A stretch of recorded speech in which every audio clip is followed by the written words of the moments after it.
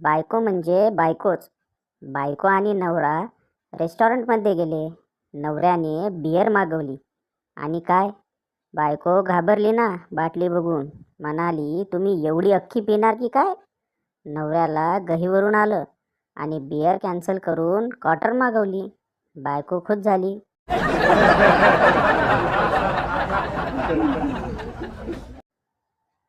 एकदा एक प्रतियोगिता सुरू असते.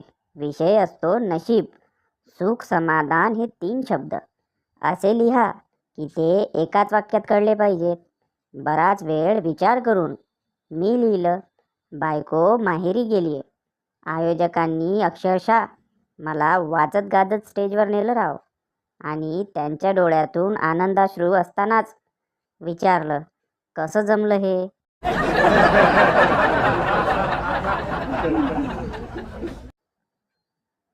मैत्रीण, आज माझ्या नवऱ्याने चुकून पॅरासिटामोलची गोळी खाल्ली. आता काय करू? दुसरी मैत्रीण, दे त्याला आता ताप. उगाच गोळी कशाला वाया घालवायची?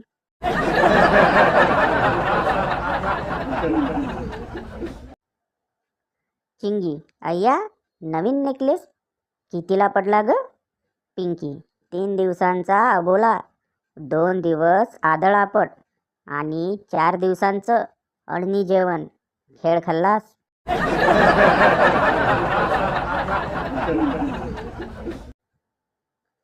तिने त्याला व्हॉट्सॲप, फेसबुकवर ब्लॉक केलं, तरी त्याने हार मानली नाही.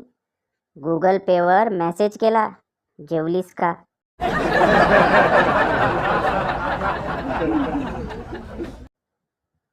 दोन मित्र एकाच परीक्षेत दुसऱ्यांदा नापास होतात. पहिला, जाऊ दे यार, चल आत्महत्या करू. दुसरा, येडाबिडा झालास की काय? पुढच्या जन्मी परत बालवाडीपासून स्टार्ट करावं लागल.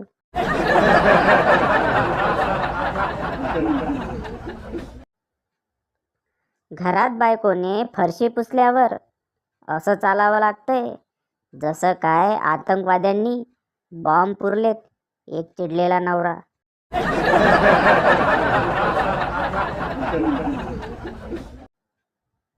संता, यार, अमिताभ दारू न पिता सुद्धा किती हुबेहूब दारुड्यासारखी ॲक्टिंग करतो ना? बनता, अरे भाऊ, दारुड्याच्या ॲक्टिंगपेक्षा दारू पिऊन घरी गेल्यावर दारू न पिल्याची ॲक्टिंग करणे जास्त अवघड आहे.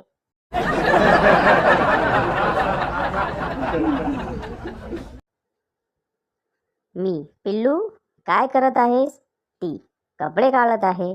मी, वाव, पिक पाठव ना प्लीज. ती, अरे नालायका, दोरीवरचे कपडे काढत आहे, वाळले ते.